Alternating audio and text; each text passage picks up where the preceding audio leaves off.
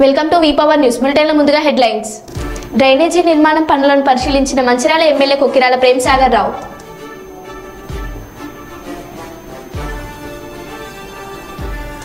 నంద్యాల జిల్లాలో బైరెడ్డి చెరువుతో అల్లగడ్డలో ఒకటైన ఇరిగల భూమా కుటుంబాలు.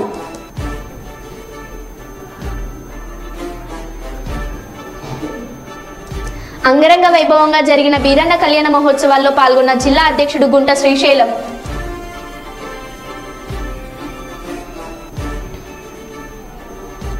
మాజీ మంత్రి పోలిట్ బ్యూరో సభ్యులు శ్రీ నక్కా ఆనందబాబు గారి మీడియా సమావేశం.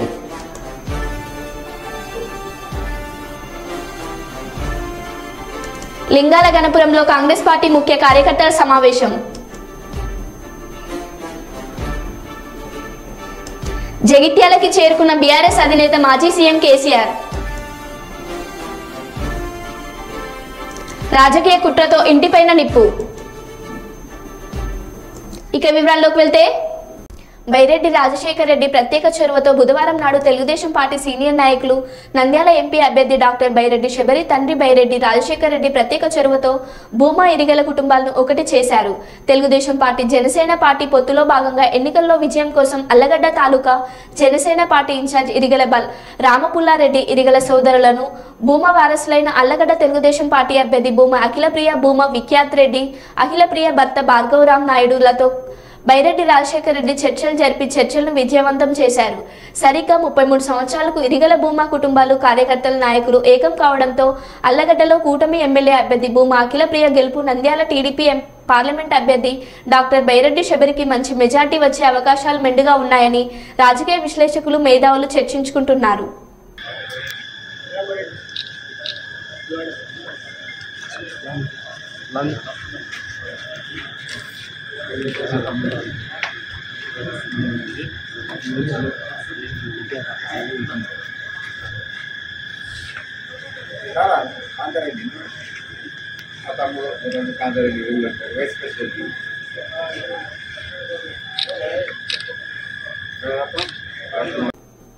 రాష్ట్రంలో ముస్లిం మైనార్టీలకు తెలుగుదేశం పార్టీతోనే న్యాయం జరుగుతుందని రాష్ట్ర టీడీపీ లీగల్ సెల్ కార్యదర్శి lawyer Babu Nandyal parliament organiser secretary minority నాయకులు సుభాన్ అన్నారు. పాణ్యం మండలం తెలుగుదేశం పార్టీ కార్యాలయంలో విలేకరులతో మాట్లాడుతూ కీర్తిశేషులు నందమూరి తారక రామారావు గారు తెలుగుదేశం పార్టీని స్థాపించినప్పటి నుండి తెలుగుదేశం పార్టీ ప్రభుత్వం ముస్లిం మైనార్టీలకు పెద్దపీట వేశారన్నారు.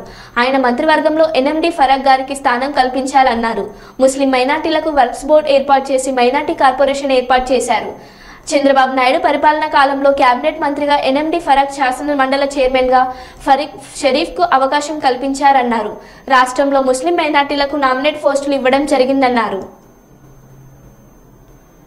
ఈరోజు ఈ ముఖ్య సమావేశం పెట్టడానికి కారణం ఏమంటే, ముస్లిం సోదరులకి 40 సంవత్సరాల కింద నుంచే తెలుగుదేశం పార్టీ స్థాపించినప్పటి నుంచి మన ఎన్టీ రామారావు గారు ముస్లిం మైనార్టీలకి గౌరవించారు. ఆ రోజులోనే ఫరూక్ గారికి క్యాబినెట్లో మినిస్టర్ ఇచ్చి మమ్మల్ని గౌరవించారు.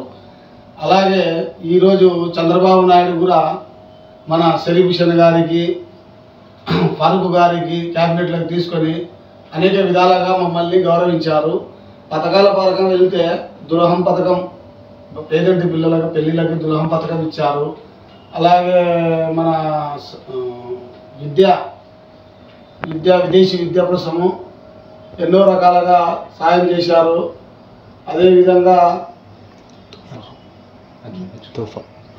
రంజాన్ తోఫా ప్రతి సంవత్సరం ప్రతి రంజాను వీధింటి కొంతమంది బీదవాళ్ళు ఉంటారు. ఆ బీదవాళ్ళు కూడా ఉన్నోళ్ళతో సమానంగా పండుగ చేసుకోవాలని రంజాన్ తోఫా ఇచ్చేవారు చంద్రబాబు నాయుడు గారు. అదేవిధంగా షాదీ ఖానాలు కట్టించేవారు. మసీదులు మరమ్మతులకి మసీదు మరమ్మతుల కోసం ప్రతి మసీదుకి రిపేర్లు చేసుకోవడానికి కొంతవరకు డబ్బులు కేటాయించేవారు. ఇమాములకి మౌజన్లకి వాళ్ళకి జీతాలు ఇచ్చేవారు. రకరకాలుగా మా ముస్లిం సోదరులకి ఈరోజు తెలుగుదేశం పార్టీ తరఫునే న్యాయం జరిగింది. ఈ 5 ఏళ్లలో జగన్మోహన్ రెడ్డి గారు వచ్చినప్పటి నుంచి ఈ రంజాన్ నెలలోనే ప్రమాణ స్వీకారం చేశారు. ఎప్పుడైతే ప్రమాణ స్వీకారం చేశారో ఆ రోజు నుంచే ముస్లింస్లకి అనగదొక్కడం స్టార్ట్ అయిపోయింది. అయితే ఈ 5 ఏళ్ళు అయిపోయినాయి, ఆయన నాటకము ఇప్పుడు రాబోయే ఈ నెల రోజుల్లో మనం ముస్లిం సోదరుల వల్ల చంద్రబాబు ఇచ్చిన సహాయంతో అదే మనం ఆయనకి బుద్ధి చెప్పాలని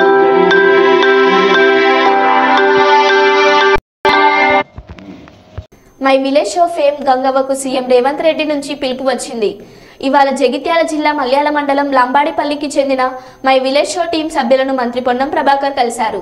వాళ్ళ వద్దకు వస్తూనే ఏం గంగవ్వ బాగున్నావా, నేను సీఎం రమ్మన్నాడు, ఎప్పుడు కలుద్దామంటూ గంగవ్వను పొన్నం పొగిడాడు. ఈ సందర్భంగా మంత్రిని టీం సభ్యులు సన్మానించి లంబాడిపల్లిని రెవెన్యూ విలేజ్ మార్చాలని కోరడంతో వెంటనే కలెక్టర్తో మంత్రి మాట్లాడి హామీ ఇచ్చారు. కాగా గంగవ్వతో కూడా కలెక్టర్ మాట్లాడారు. ఎంపీగా ఉన్న సమయంలో చేపట్టిన మల్టీపర్పస్ బిల్డింగ్ పనులను పూర్తి చేయాలని టీం సభ్యులు కోరారు.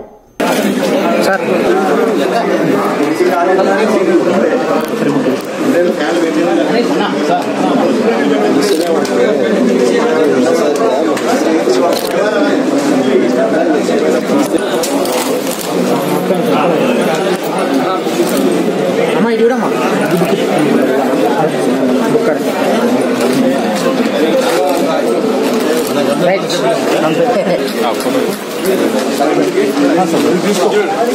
అంటే మనకి ఎట్లాగా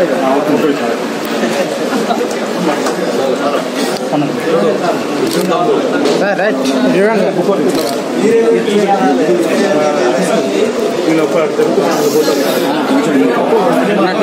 లోపటి పెట్టగా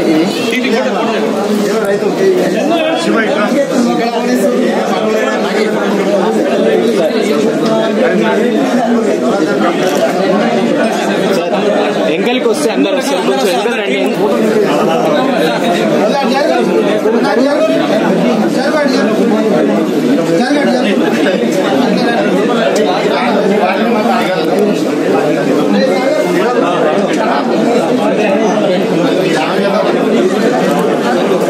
కనిపిస్తలే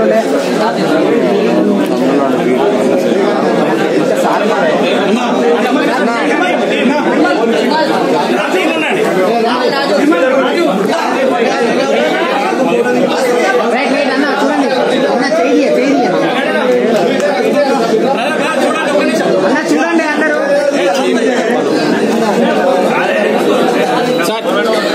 సార్ సార్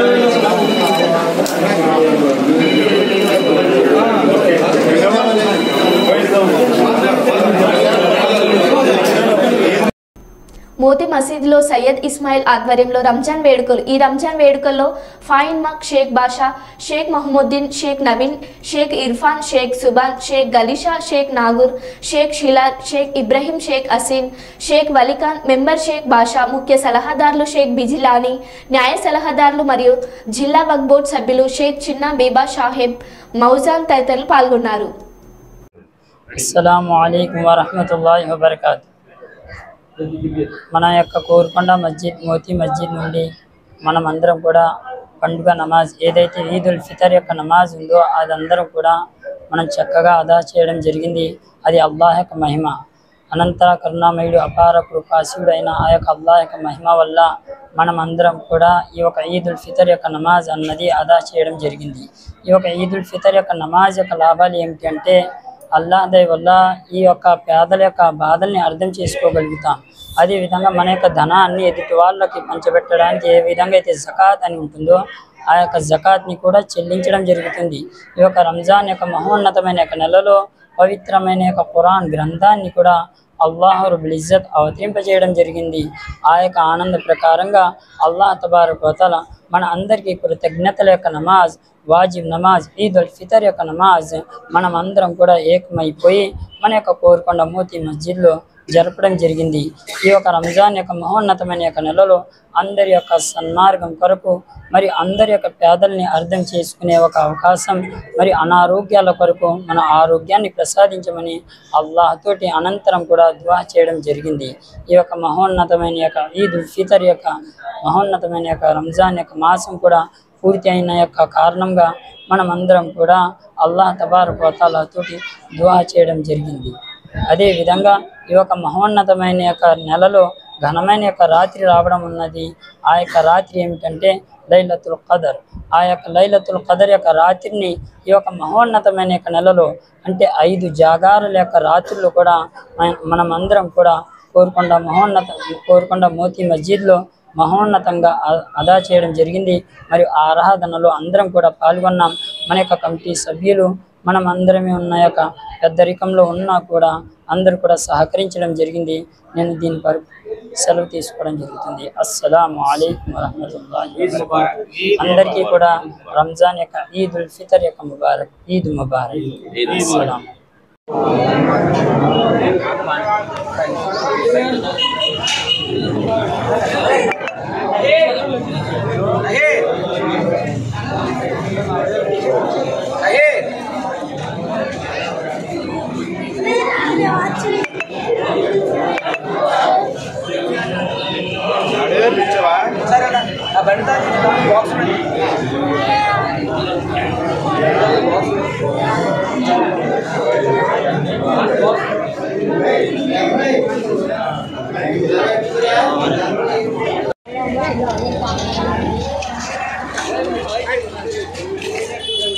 తీసుకోండి.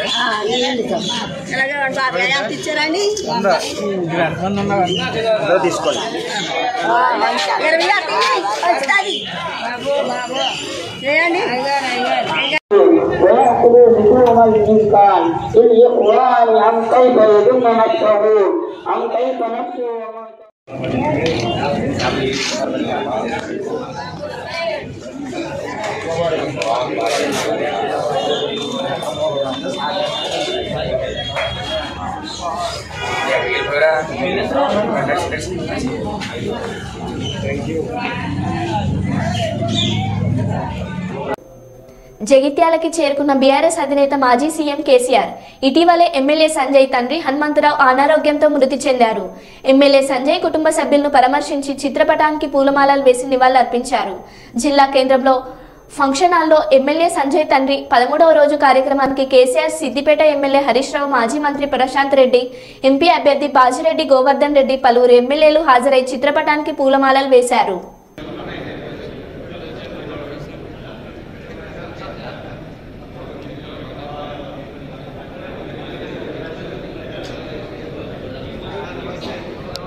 నీకు కెమెరా సెట్టింగ్ తెలుసు.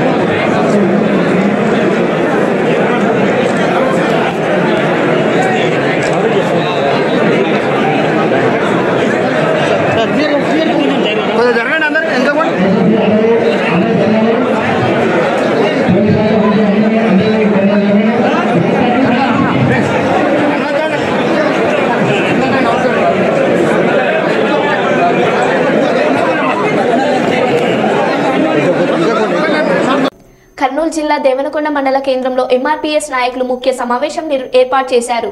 ఈ కార్యక్రమంలో ఎంఆర్పీఎస్ నాయకులు పోట్లపాడు సుధాకర్ మాదిగ, ఈరన్న మాదిగ మాట్లాడుతూ ఎంఆర్పీఎస్ జాతీయ అధ్యక్షులు మందకృష్ణ మాదిగ ఆదేశాల మేరకు ఈ రాష్ట్రంలో జరగబోయే అసెంబ్లీ పార్లమెంట్ ఎన్నికల్లో ఎంఆర్పీఎస్ వాటి అనుబంధ సంఘాలు అన్ని కూడా కూటమి పార్టీలకు మద్దతుగా మాదిగ ఉపకులాలు సంపూర్ణ మద్దతు ఇస్తామని తెలిపారు.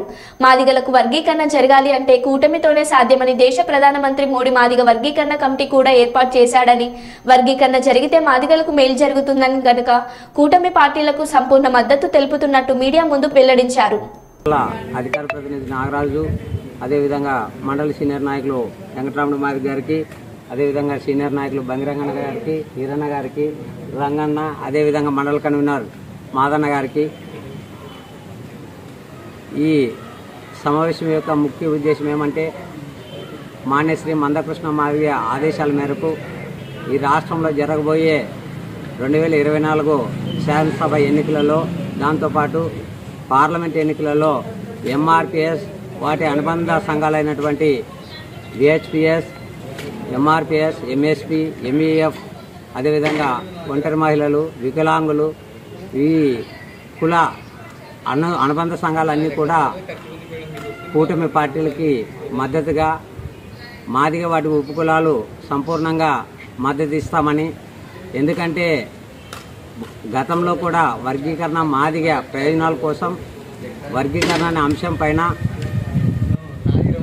పాలక కేంద్ర ప్రభుత్వమైనటువంటి బీజేపీ పార్టీ మోడీ గారు వర్గీకరణ అనే దాన్ని ఖచ్చితంగా మేము ఏబిసిడీలుగా వర్గీకరించి మాదిగ వాటి ఉపకులాల్లో రుణాన్ని తీర్చుకోవాలనేటువంటి ఒక గట్టి హామీ ఇవ్వడం జరిగింది. ఈ వర్గీకరణ జరిగితే మాదిగ వాటి ఉపకులాలకు సంబంధించినటువంటి విద్యార్థులు విద్య, ఉద్యోగ, సామాజిక రంగాలతో పాటు ప్రస్తుత జరగబోయే ఎన్నికలలో మాదిగలకి రాజ్యాధికారంలో స్థానం కల్పించాల్సినటువంటి అవసరం ఉంది. ఎందుకంటే ఈ వర్గీకరణ లేకపోవడం వలన మాదిగ వాటి ఉపకులాలకి అన్యాయం జరుగుతుందనేటువంటి విషయాన్ని దండోరా ఉద్యమం ద్వారా గత 30 సంవత్సరాల నుంచి కూడా వర్గీకరణ అనే అంశాన్ని వర్గీకరణ జరిగితే ముందు భవిష్యత్తులో మన పిల్లలకి మంచి రాజబాటలు వేసుకోవడానికి ఉంటుంది. అదేవిధంగా రిజర్వేషన్ ఫలాలలో కూడా మనము లబ్ధి పొందేకి బాగుంటుంది అనేటువంటి ఉద్దేశంతో మాన్యశ్రీ మందకృష్ణ మాదిగ గారు ఈ రాష్ట్రంలో అలుపేరుగానే పోరాటంగా కొనసాగిస్తున్నాడు.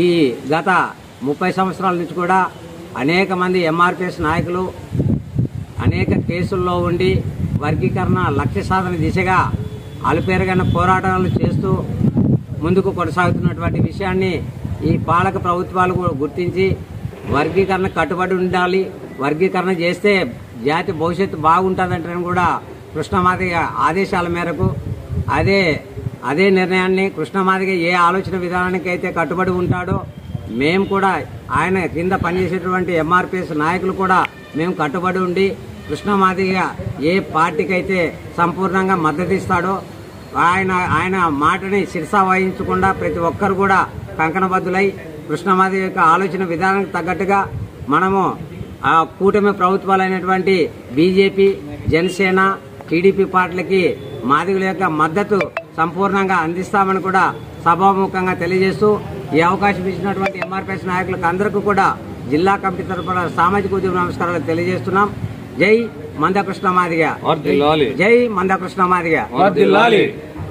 మాదిగ గారి నాయకత్వంలో పనిచేస్తున్నటువంటి దేవనకొండ మండల నాయకులకు, సీనియర్ నాయకులకు, గ్రామ నాయకులకు అందరికీ నా యొక్క నమస్కారాలు.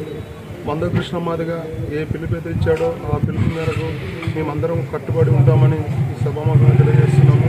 ఎందుకంటే మాదిగలు ఆర్థికంగా, సామాజికంగా అన్ని విధాలుగా వెనకబడి ఉన్నారు కాబట్టి మందకృష్ణ మాదిగ గారు ఒకటే నిర్ణయం కేంద్ర బీజేపీ పెద్దలతో మాట్లాడి మరి రాష్ట్రంలో ఉన్నటువంటి అన్ని విధాలుగా అన్ని సంక్షేమ రంగంలో కూడా మాదిగలకి 35 డిమాండ్లు ఇస్తాయని చెప్పి చంద్రబాబు నాయుడు గారు చెప్పారు.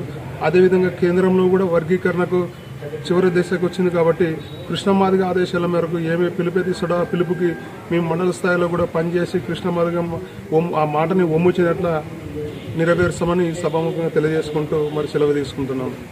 హన్మకొండ జిల్లా పరకాల రెవెన్యూ డివిజన్ వ్యాప్తంగా ఘనంగా రంజాన్ పండుగ వేడుకలు నిర్వహించుకుంటున్నారు.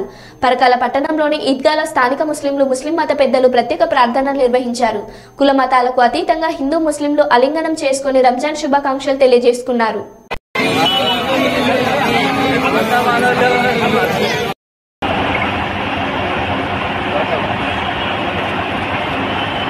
سمع الله لمن حمده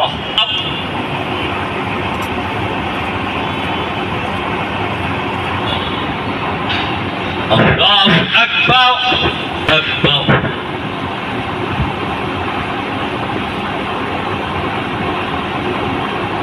الله أكبر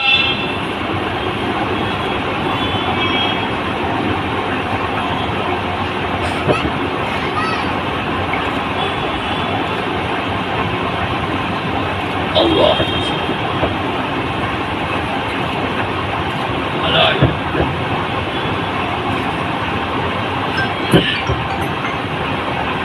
السلام عليكم ورحمة الله.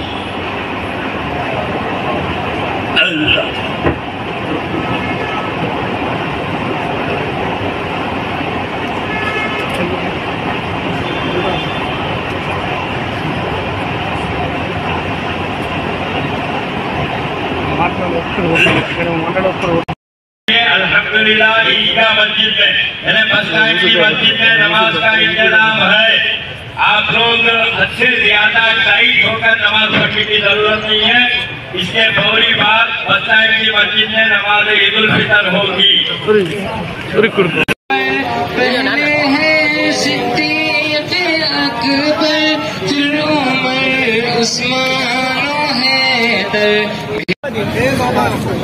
पीने हक की ढाल दोनों मुस्तफा की आल दो हश्र में अतार